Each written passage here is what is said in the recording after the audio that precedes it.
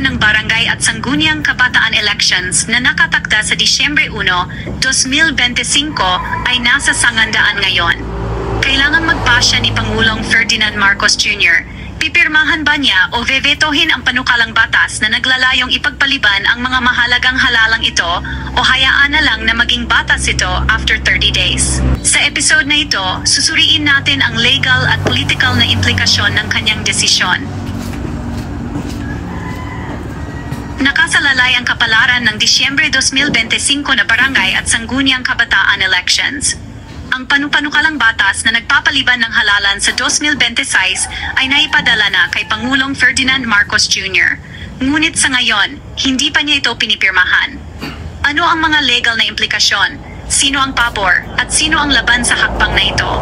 At ano ang mangyayari kung wala siyang gagawin? Ito ang inyong malalim na paliwanag tungkol sa kontrobersya ng BSKE.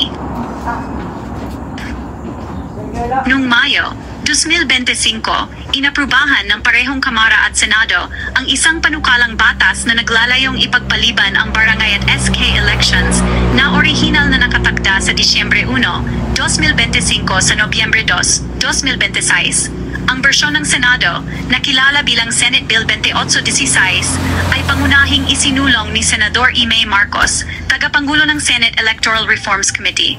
Ayon kay Senador Marcos, ang pagpapaliban ay incidental lamang.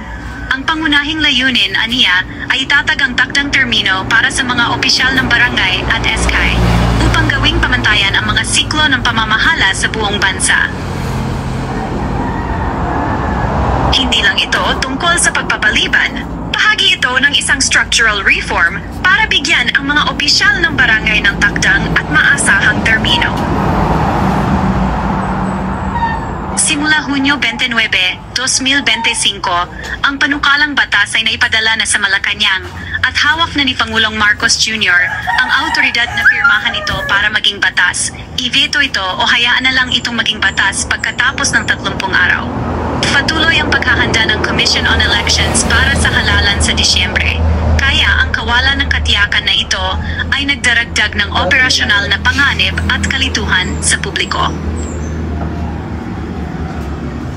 Sa isang mahalagang desisyon noong Hunyo 2023, idineklara ng Korte Suprema na ang paulit-ulit na pagpapaliban ng halalan sa barangay ay lumalabag sa konstitusyonal na mandato ng regular at napapanahong halalan.